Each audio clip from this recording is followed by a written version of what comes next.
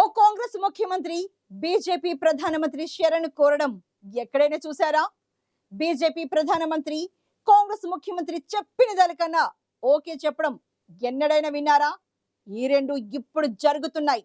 తెలంగాణ ముఖ్యమంత్రి రేవంత్ రెడ్డి, ప్రధాని నరేంద్ర మోడీ మధ్య తెలియని బంధమేదో బాగానే పెనవేసుకుంటున్నది.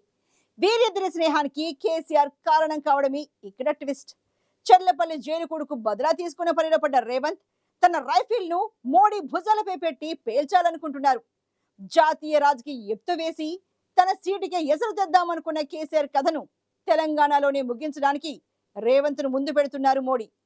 దీంతో దేశంలో ఫస్ట్ టైం ఓ గమ్మత్తైన రాజకీయాన్ని మనం చూస్తున్నాం.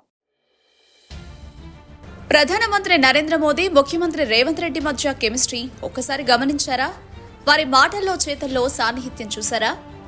నువ్వు మాకు పెద్దన్నవి అని రేవంత్ నోటితో అంటే, నువ్వు నా తమ్ముడి లాంటోడివని మోదీ భుజం తడుతున్నారు. పార్టీలు వేరైనా వారి మాటల్లో చేతల్లో ఎక్కడా తేడా కనపడడం లేదు.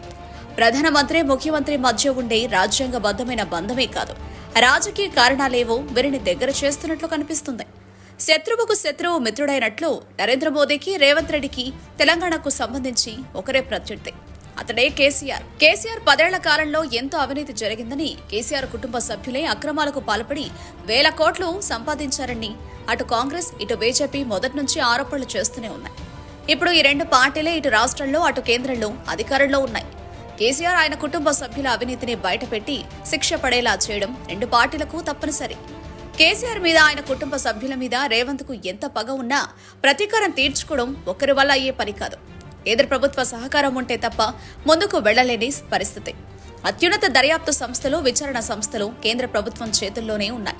కాబట్టి కేంద్ర దర్యాప్తు సంస్థలను ఉపయోగించుకుని కేసీఆర్ చేసిన పనుల్లో తప్పులు వెతకడం అనే ఎజెండా పెట్టుకున్నారు రేవంత్. అందుకే మోడీ సహకారం కోరుతున్నారు. దీనికి 2 కారణాలున్నాయి.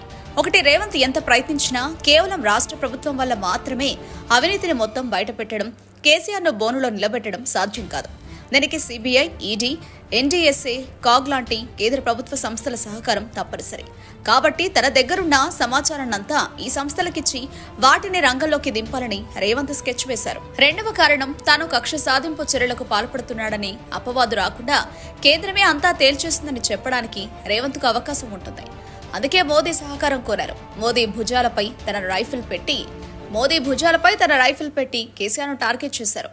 మోదీ కూడా ఆ బాధ్యత తీసుకోవడానికి సిద్ధంగానే ఉన్నట్లు కనిపిస్తోంది. కాళేశ్వరం ప్రాజెక్టు కేసీఆర్ కుటుంబానికి ఏటీఎంలా మారిందని రెండు పార్టీలు ఆరోపించాయి. తీరా ఎన్నికల ముందు కాలం కలిసి రాక మేడిగడ్డ బ్యారేజ్ దెబ్బతింది. ఇది కాంగ్రెస్, బీజేపీలకు పెద్ద ఆయుధంగా మారింది.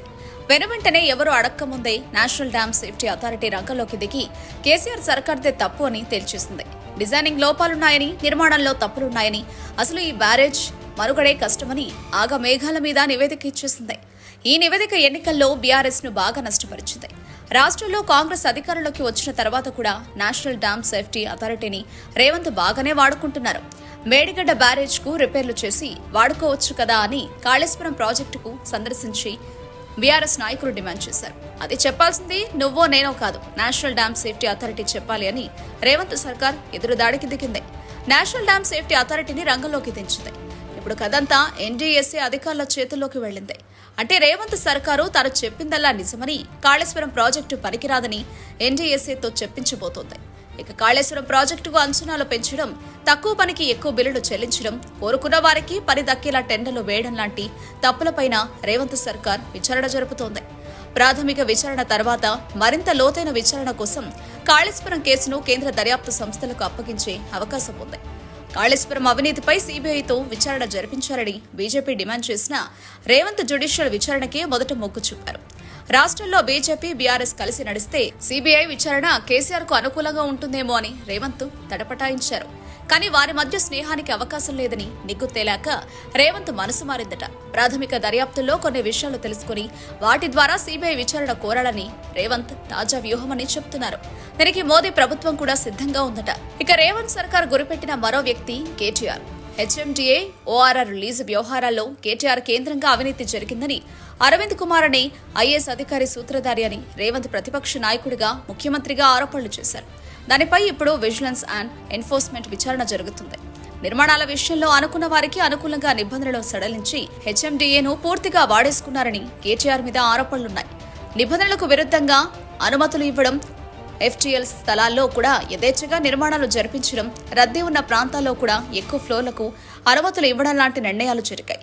ఇవి పట్టణ ప్రణాళిక నిబంధనలకు విరుద్ధంగా జరిగాయని, తమకు అనుకూలంగా ఉండే నిర్మాణ సంస్థలకు లాభం చేకూర్చే విధంగా అప్పటి అధికార పార్టీ సహకరించిందన్నది రేవంత్ సర్కార్ అభియోగం. దీనిపై ఇప్పటికే విజిలెన్స్ అండ్ ఎన్ఫోర్స్మెంట్ విచారణ ప్రారంభమైంది. ప్రాథమిక విచారణ తర్వాత ఈ వివరాలను కూడా కేంద్ర దర్యాప్తు సంస్థలకే అప్పగించి ఢిల్లీ కేంద్రంగా కథ నడపాలని కాంగ్రెస్ సర్కార్ స్కెచ్ వేసింది. ఇక ఓఆర్ఆర్ లీజ్ వ్యవహారంలో కూడా కేటీఆర్ అండ్ కు అడ్డంగా బుక్ అవ్వడం ఖాయమని కాంగ్రెస్ నాయకులు చెబుతున్నారు.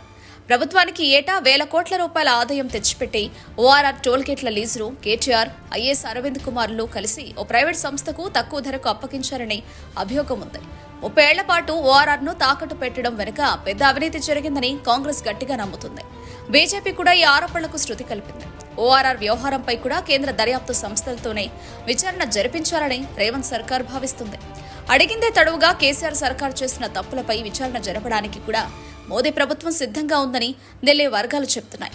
ఇప్పటికే కేంద్రం తీసుకున్న కొన్ని నిర్ణయాలు, కేంద్ర దర్యాప్తు సంస్థలు రేవంత్ సర్కార్ విజ్ఞప్తులపై స్పందిస్తున్న తీరును ఇందుకు ఉదాహరణగా చెబుతున్నారు. ఇటీవల అసెంబ్లీలో ప్రవేశపెట్టిన కాగ్ నివేదిక కూడా కేసీఆర్ సర్కార్ నిర్ణయాలను తూర్పారపట్టింది. తప్పుడు నిర్ణయాలతో ఖజానా ఖాళీ చేశారని దుమ్మెత్తిపోసింది. ముఖ్యంగా కాళేశ్వరం ప్రాజెక్టు మీద అవసరానికి మించి ఖర్చు చేశారని తప్పుపట్టింది. ప్రాజెక్టు అంచనా వ్యయాన్ని బాగా పెంచేశారని తేల్చి చెప్పింది. కాగ్ నివేదిక కూడా కాంగ్రెస్ కు అస్త్రంగా మారింది. ఇలా కేంద్ర దర్యాప్తు సంస్థలు రంగంలోకి దిగి కేసీఆర్ సర్కార్ అవినీతిని నిగ్గు తేల్చడమే రేవంత్ కు కావాలి. అదే జరుగుతున్నట్లు కనిపిస్తుంది. రేవంత్ సర్కార్ ఎత్తుగడలకు అనుకూలంగా మోదీ స్పందించడానికి కూడా రాజకీయ కారణాలున్నాయి. మోదీకి కేసీఆర్ మీద పీకల దాకా కోపం ఉంది. దాంతో పాటు తెలంగాణలో పాగా వేయాలనే కోరిక ఉంది. గతంలో జాతీయ రాజకీయాలపై దృష్టి పెట్టిన కేసీఆర్ అనేక రాష్ట్రాల్లో బీజేపీకి వ్యతిరేకంగా డబ్బు పంపిణీ చేశారని కేంద్ర ప్రభుత్వం నమ్ముతుంది. ఈ విషయంలో బీజేపీ నాయకులు బహిరంగంగానే ఆరోపణలు చేశారు. మోదీని ఫాసిస్టు, పనికిరానివాడు అని కూడా కేసీఆర్ చాలాసార్లు విమర్శించారు. చివరికి అధికార పర్యటనల కోసం ప్రధానమంత్రి హోదాలో మోదీ తెలంగాణకు వస్తే కూడా కేసీఆర్ ముఖం చాటేసి అవమానించేవాడు. ఇదంతా మోదీ మనసులో ఉందట. సమయం కోసం ఎదురు చూశారట. కేసీఆర్ కు రిటర్న్ గిఫ్ట్ ఇవ్వడం కోసం మోదీ ఎదురు చూస్తున్నారట. ఇప్పుడు కేసీఆర్ అవినీతి చిట్టాను రేవంత్ విప్పడంతో దానికి మరింత ఊతం ఇవ్వడమే తన పనిగా మోదీ భావిస్తున్నారు. ఇక కేసీఆర్ ను మోదీ కార్నర్ చేయడానికి మరో రాజకీయ కారణం కూడా ఉంది. దక్షిణాదిలో కర్ణాటక తర్వాత బీజేపీకి అనుకూలంగా ఉన్న రాష్ట్రాల్లో తెలంగాణ ఒకటిగా కాషాయదళం మొదటి నుంచి భావిస్తుంది.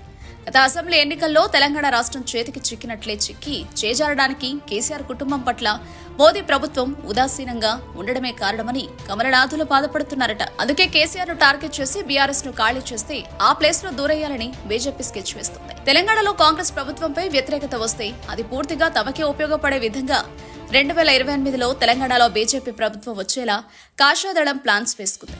అందుకే కేసీఆర్ ను టార్గెట్ చేసినట్లు తెలుస్తోంది. ప్రస్తుతానికి తెలంగాణ ముఖ్యమంత్రి రేవంత్ కూడా కేసీఆర్ పనిపట్టే పని పెట్టుకున్నాడు కాబట్టి ఆయనకు సహకరించాలని కూడా నిర్ణయించిందట. కేవలం రాజకీయ లక్ష్యాలే కాదు, తెలంగాణ అభివృద్ధికి సంబంధించిన పెండింగ్ సమస్యలను కూడా మోదీ సర్కార్ చాలా సానుభూతితో పరిష్కరిస్తుంది. కేసీఆర్ కేంద్రంతో మంచి సంబంధాలు నడపకపోవడం వల్లనే తెలంగాణ అభివృద్ధి కుంటుపడిందని, అదే రేవంత్ దౌత్యంతో పనులు చేయించుకుంటాడనే మెసేజ్ కూడా పోయేలా బీజేపీ వ్యవహారం నడుపుతుంది. ఎప్పటినుంచో పెండింగ్ లో ఉన్న కంటోన్మెంట్ భూములను తెలంగాణ ప్రభుత్వానికి అప్పగించడం, రామగుండం పవర్ ప్లాంట్ ను పూర్తి చేయడం లాంటి నిర్ణయాలు జరిగిపోయాయి. తెలంగాణ రాష్ట్రానికి సంబంధించిన అటు మోదీ ఇటు రేవంత్ ఇద్దరి ప్రత్యర్థి ప్రస్తుతానికి కేసీఆర్ మాత్రమే. ముందు బీఆర్ఎస్ పార్టీని ఫ్రేమ్ నుంచి తప్పిస్తే తదుపరి తామే మిగిలిపోవచ్చన్న కాంగ్రెస్ బీజేపీ స్కెచ్ వేసినట్లు అర్థమవుతోంది. ఇందుకు మోదీ ప్రభుత్వాన్ని వాడుకోవాలని రేవంత్ అనుకుంటుండగా రేవంత్ను ముందు పెట్టి కథ నడిపించాలని మోదీ భావిస్తున్నారట.